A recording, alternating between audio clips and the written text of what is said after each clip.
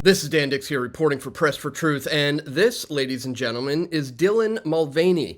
He is a transgender woman, aka a biological man, who became ridiculously famous over the last year because he was documenting his transition from man to woman, which is not a real thing, not possible.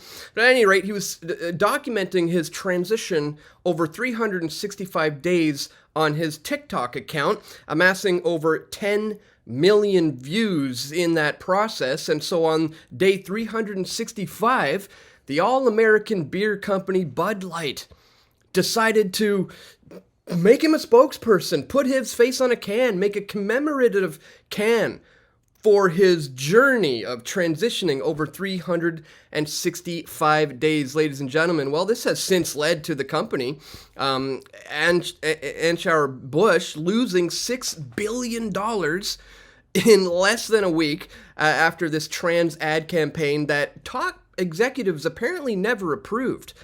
So who did approve this? Well, it was this lady right here, Alyssa. She's Bud Light's VP of Marketing, and we're going to watch here as she doubles down on this extreme woke strategy to promote what she says is her declining American beer brand to young people while smearing her former customers as being fratty and out of touch.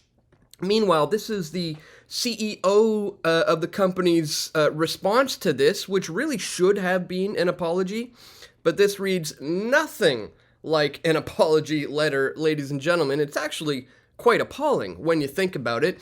You got famous people like Kid Rock here, taking to his Twitter account, pulling out the big guns and firing upon cases of Bud Light to show his displeasure with the company's wokeness. But taking it even a step further is this guy who came up with a woke-free beer. Conservative dad cashes in on Bud Light controversy.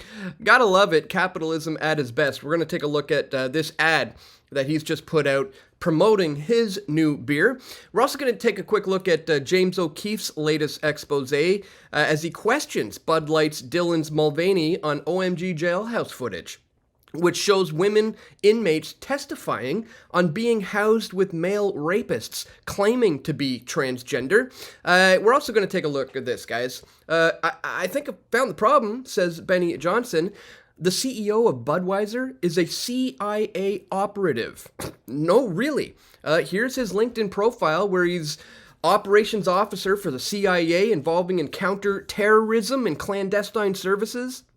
He was operating in places like Pakistan and Iraq during the years of 2001 to 2006, the heightened era of the Middle Eastern war, who has now moved on to Bud Light.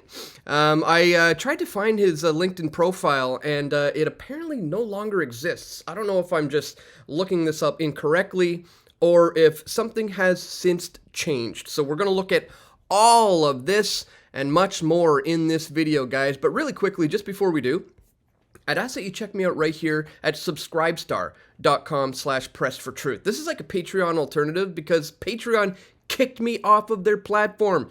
They're a bunch of woke leftists as well, and I'm no longer allowed there. So I've come on over to Subscribestar instead. Here you can sign up for a monthly reoccurring contribution, guys. $5 a month. $10 a month, $20 a month, whatever is within your means is greatly appreciated. If this is something you are interested in, please consider checking out the top link in the description below today and join me here at subscribestar.com/pressfortruth. All right, guys, let's start with this.